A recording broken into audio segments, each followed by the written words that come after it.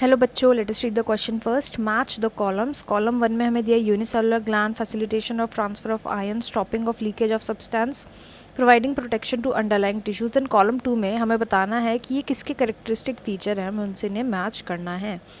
तो यहाँ पे जो हम की कंसेप्ट स्टडी करेंगे that will be epithelium, epithelial layer भी हम इसको बोल सकते हैं, एपिथीलियल लेयर. ठीक है, तो यहाँ पे सबसे पहला बोला गया है यूनिसेलुलर ग्लैंड. तो देखो एपिथेलियल लेयर जो होती है ये कई बारी जिन सेल से बनती है वो सेल्स जो है मॉडिफाई कर जाते हैं एंड ग्लैंड्स बनाते हैं. तो ऐसे टाइप की जो एपिथेलियल लेयर होते हैं उसको हम बोलते हैं, या एपिथेलियल सेल्स होते हैं उनको हम बोलते हैं glandular epithelium, glandular epithelium.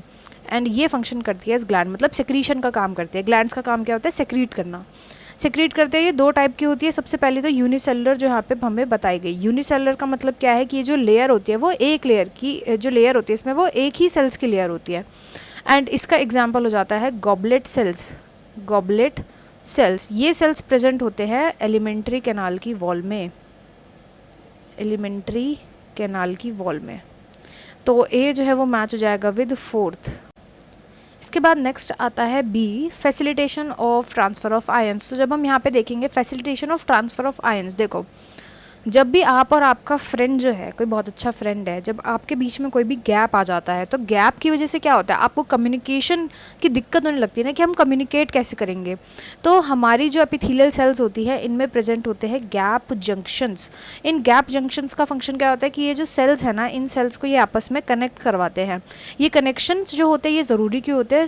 So that कई सारे जो आयन्स हैं उनका ट्रांसफ़र हो सके, जो मॉलिक्यूल्स हैं उनका ट्रांसफ़र हो सके. तो इसलिए जो गैप जंक्शंस होते हैं ये बनाए जाते हैं. तो जो बी हो जाएगा वो सेकंड के साथ मैच हो जाएगा. गैप जंक्शंस इनको बोला जाता है.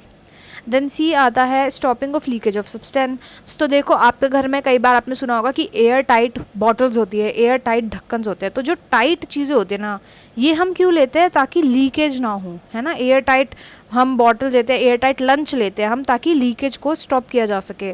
तो टाइट जंक्शंस भी हमारे जो एपिथेलियल सेल्स होते हैं इनमें प्रेजेंट होती है टाइट जंक्शन, ताकि वो सेल्स के अंदर का जो भी सब्सटेंस है वो बाहर ना जाए. लीकेज को स्टॉप करने के लिए जंक्शंस प्रेजेंट होते हैं. तो जो सी है ये मैच हो जाएगा विद 1.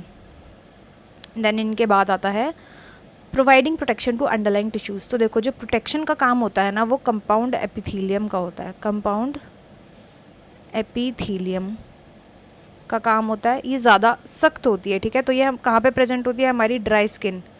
हमारी स्किन के ऊपर किस टाइप की एपिथेलियम प्रेजेंट होगी तो आपको पता होना चाहिए, कंपाउंड एपिथेलियम प्रेजेंट होती है. ड्राई स्किन पे प्रेजेंट होती है ये.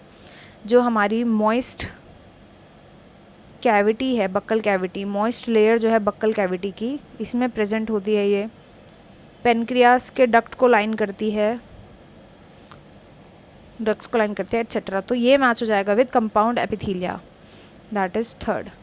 तो यहाँ पर जब हम मैचिंग करेंगे तो यहाँ पे राइट आंसर हो जाएगा option D. I hope you understood well. Best of luck and thank you.